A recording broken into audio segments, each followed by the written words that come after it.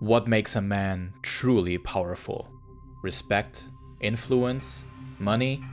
Kodama Yoshio had it all, and he was, without a doubt, very powerful. From an existence as an imprisoned war criminal, he managed to fight his way to the very top, becoming one of the most influential figures of post-war Japan. The Liberal Democratic Party, which has ruled the land of the rising sun for most of its existence after World War II, was largely his brainchild. With his hand deep inside Japanese politics, he acted as a bridge between the government and organized crime, not only bringing the yakuza back, but also allowing them to become richer and more dominant than ever before. Kodama was also a savvy businessman, having a hand in the gambling and nightclub business, while also running his own real estate firm. Despite all of this, Kodama was never a household name, not even in Japan. He played a significant role in Japan for almost 3 decades, yet managed to keep his money and influence behind the curtain, mostly hidden away from the public eye of the Japanese people. This all changed when Kodama got a bit too greedy for his own good and got involved in a scandal that made headlines not only in Japan, but all over the world. This is the story of the LOCKHEED scandal and the downfall of Kodama Yoshio.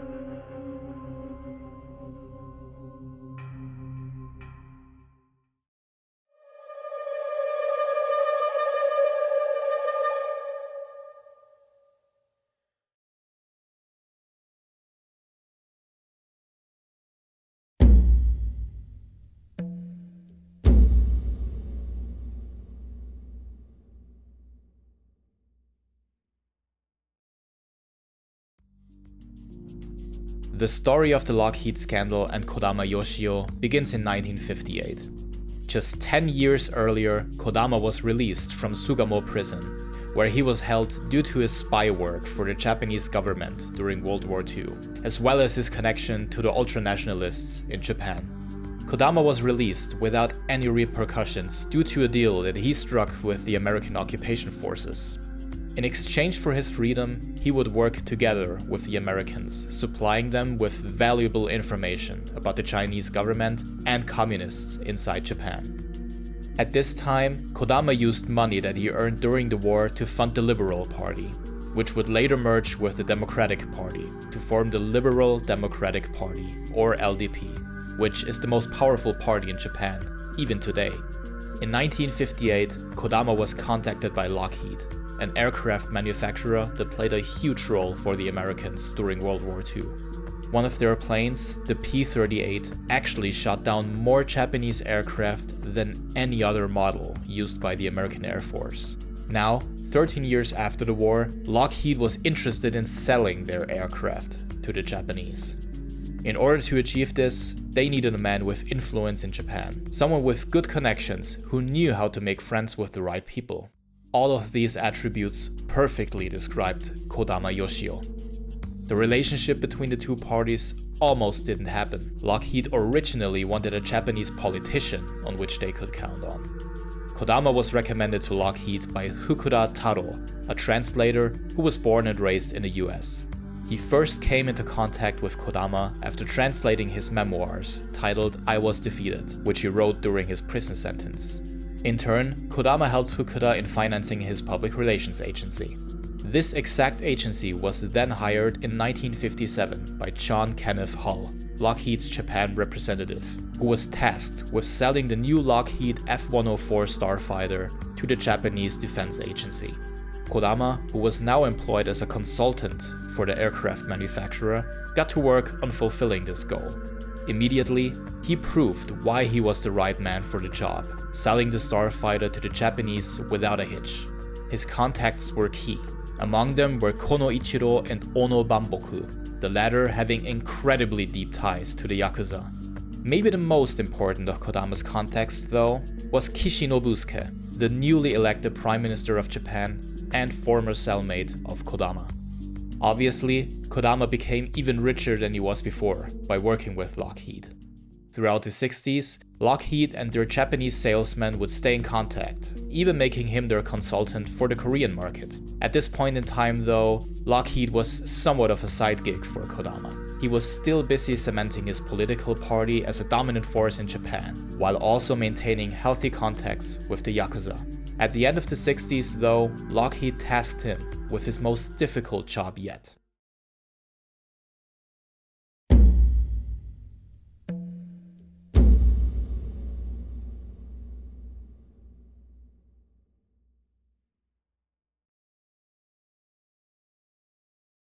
Tri-jet rolled out of the final assembly line, reflecting the skilled craftsmanship that has marked Lockheed aircraft for more than 40 years.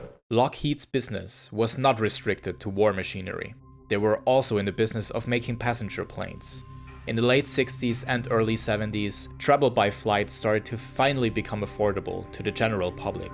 Before that, commercial flights were available, but due to the relatively small size of planes at the time, tickets were mostly reserved for those with a healthy income. Remember when people used to wear their finest clothes to go on an airplane? Lockheed's entry into the market of passenger planes was quite a difficult one. Not only did they struggle financially at the time, they were also up against two very strong competitors, Boeing and McDonnell Douglas. Sales in Japan were crucial for the company as a whole, and they counted on the expertise of Kodama Yoshio to get the deal done. Kodama's new contract reflected the importance of this deal. He had a guaranteed pay of $138,000 per year for his consultation work, but the real money came from the actual sale of aircraft. He would receive $4 million for a sale of 3 to 6 TriStar planes to any airline in Japan. For the 7th through 15th plane, Kodama got $120,000 each, and $60,000 for every additional plane that he could sell to the Japanese providers of air travel. If these numbers don't motivate you to do a good job, I don't know what will. Regardless of Kodama's hunger for money, a big obstacle was in his way of making a sale happen: the Minister of Trade, Tanaka Kakue, who didn't care much at all for Kodama Yoshio.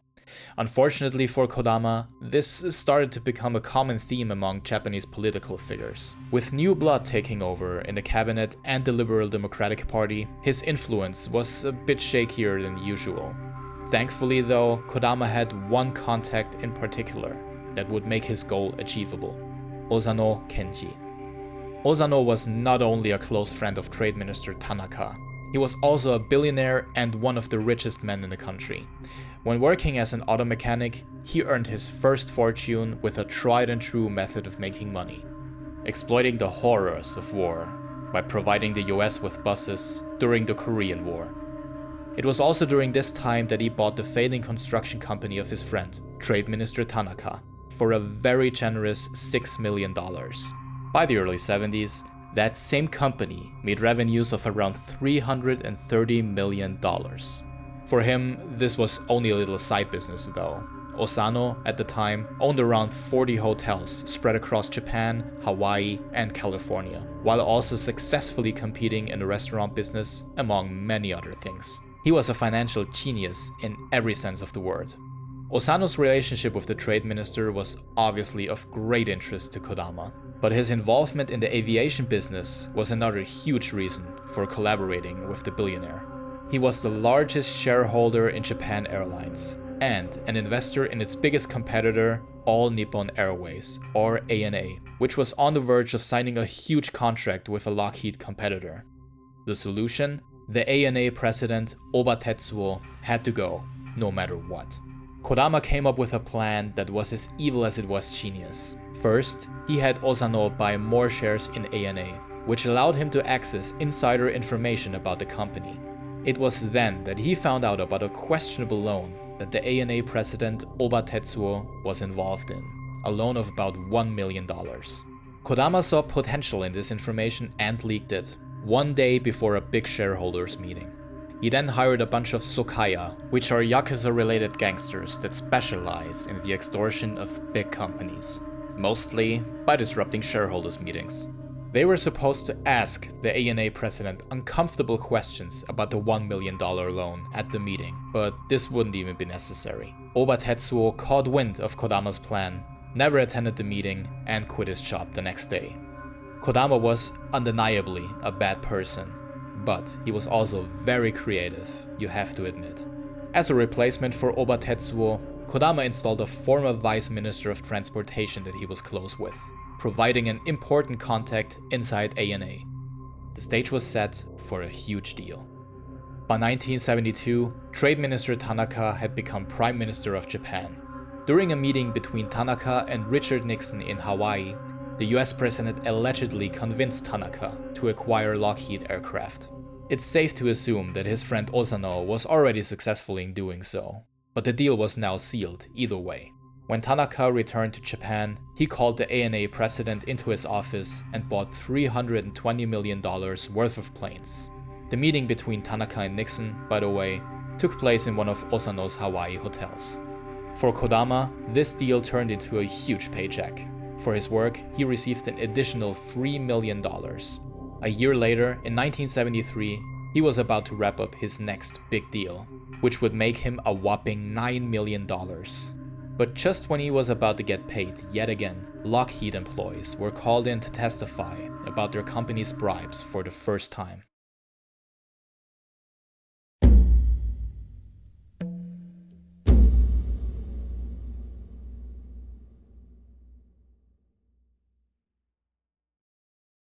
By 1976, Senator Frank Church from Idaho had wrapped up work on a case that he had been working on for half a year. He discovered that Lockheed had indeed used bribes to sell their aircraft, not only in Japan, but in Europe as well. Politicians in West Germany, Italy, and the Netherlands received exorbitant amounts of money from Lockheed in exchange for the sale of planes. Among those bribed was the Dutch Prince Bernhard, who received at least $1 million in bribes. The biggest spending probably did take place in Japan though. Over a span of 20 years, it is estimated that around $12.6 million were brought over the Japanese border, $7 million of which were meant for Kodama Yoshio. Although corruption wasn't new in Japan's political landscape, the Japanese press usually ignored this fact, with investigative reporting generally not being held in high regard. In fact, they knew about the whole Lockheed bribery case since the 60s. There might have been a slight sense of embarrassment involved in the long silence that reporters gifted to figures like Kodama Yoshio. The Japanese even came up with the term kuroikiri, the black mist that has enveloped their country for centuries. It refers to Japan's long history of corruption and a comparatively close relationship between politics and organized crime. The Lockheed scandal symbolized everything that kuroikiri stood for. But this time, the press would not stay quiet. Quite the opposite, in fact. This time, they had a corruption case on their hands that went beyond the borders of the Japanese islands and became worldwide news. After all the stuff that Kodama got away with over the past 3 decades, reporters would come after him like he never would have expected. Police investigators also did not go easy on him anymore, raiding his house and looking through all of his personal files, hoping to find every bit of incriminating information that was contained in them. Back then, raids like this were actually incredibly unusual in Japan. It was at this time that, along with his reputation, Kodama's health took a sharp turn for the worse. While the press was hammering him in the media and his property was raided, he suffered a stroke for the first time and was confined to his bed. Even then, the pressure just kept piling up, with protesters starting to gather in front of his house, some of them even attempting to break in. The only thing that stopped them was a mix of policemen and yakuza members, protecting the gates of Kodama's home. Even the ultra-nationalists, who were once not only loyal to Kodama but admired him, would send him notes telling him to end his own life for damaging the reputation of Japan. An unconfirmed rumor even stated that the biggest gang in the country, the Yamaguchi-gumi, was planning an assassination attempt on Kodama at the time. Whether this is true or not, such an attempt was definitely made, but it was not related to the yakuza at all. Maeno Mitsuyasu was a struggling actor from Tokyo, as well as a huge admirer of Kodama and the ultranationalist movement. When Kodama became public enemy number 1 in connection to the Lockheed scandal, Maeno was seemingly more disappointed in his former hero than anyone else. On March 23, 1976, Maeno, along with a few friends, showed up at Chofu Airport, dressed up in the outfit of a kamikaze pilot. Pretending to be a film crew, they requested to rent a plane in order to film a scene, which was promptly provided by the airport staff. Maeno then put on a headband with the famous rising sun design on it, just like the ones that kamikaze pilots used to wear during World War II. As he took off, he shouted, "Tenno Heika Banzai," or "Long live the Emperor," the kamikaze pilot's trademark battle cry. Following takeoff, Maeno circled the airspace above Tokyo for about an hour before telling his friends that he would fly to Setagaya, a district of Tokyo, to take care of some business. This district was, of course, where Kodama's house was located. Maeno then lowered the plane, approached Kodama's house, and proceeded to circle it twice, while repeating the kamikaze battle cry over his radio. Then, he aimed his plane towards the house and crashed into the veranda. Kodama, like many times in the past, got lucky. At the time of the attack, he was located in another part of the house, which was affected by neither the crash nor the fire that ignited the house as a result. Maeno, however, passed away immediately on impact. A stressful event that resulted in a happy ending for Kodama. However, his troubles were far from over. In June of 1977, he was summoned to appear in court, where he was accused of both tax evasion and violation of foreign exchange laws. Kodama pleaded not guilty. While his declining health would make this his first and final appearance in court, the prosecutors did not let him off the hook. It was said that they appeared at his home around 70 times to question the bedridden Kodama, while also seizing his property, assets, and his beloved collection of Asian art. A few years later, in 1981, Kodama was supposed to receive a 3.5-year prison sentence and a fine of $3 million. This punishment, though, was never put into action due to Kodama's health declining even further, delaying one trial after another. Over the next 3 years, Kodama lost not only his physical health, but also his power and influence, most of his sources of income, and many people who once claimed to be his friends. In one of his last interviews, he claimed that all of this misfortune was some sort of divine punishment for selling planes for the company that was responsible for so many Japanese victims during the war. On January 17, 1984, Kodama passed away after suffering yet another stroke. He was 72 years old. While he died as a shadow of his former self in terms of power, influence, and wealth, huge crowds of people came to mourn his passing over a span of several days. Among them were former business associates, gangsters, ultranationalists, and people from show business. Only his former political partners were missing. For them, showing up at his funeral might have been just a bit too risky. A little bit of risk never stopped the yakuza godfather though, as proven by Inagawa Kakuji, the boss of the Inagawa Kai gang. At the funeral, he proudly claimed that the world will never see the likes of Kodama Yoshio again.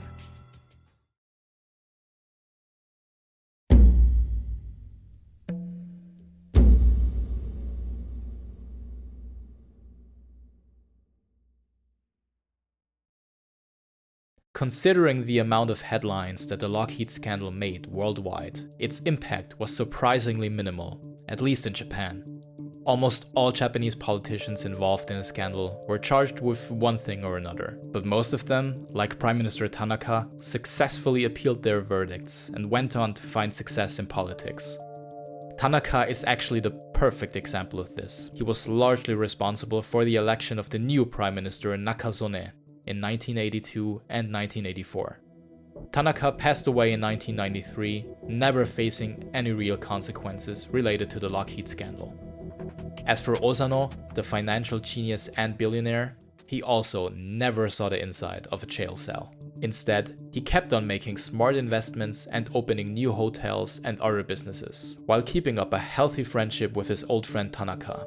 He drew his last breath in 1986 as one of Japan's richest men, leaving behind an empire worth billions of dollars.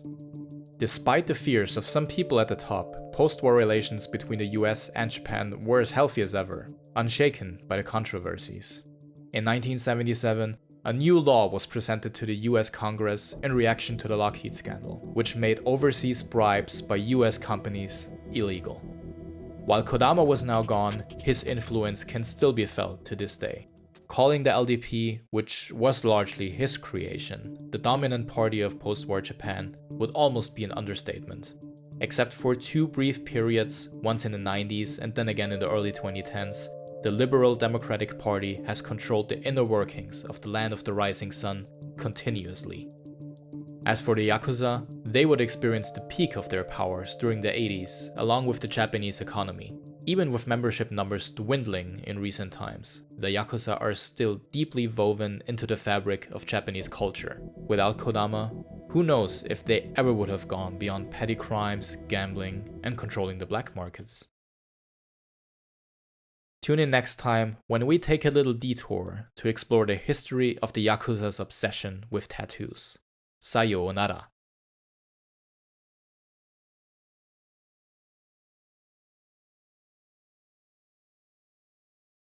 Before I end this video, I wanted to finally give a quick shout out to the book Yakuza: Japan's Underworld by David E. Kaplan. Without this book, all of my videos up to this point would have been impossible to research. If you like my videos, I highly recommend checking it out. It goes into much more detail about the Yakuza than I do, and it's incredible.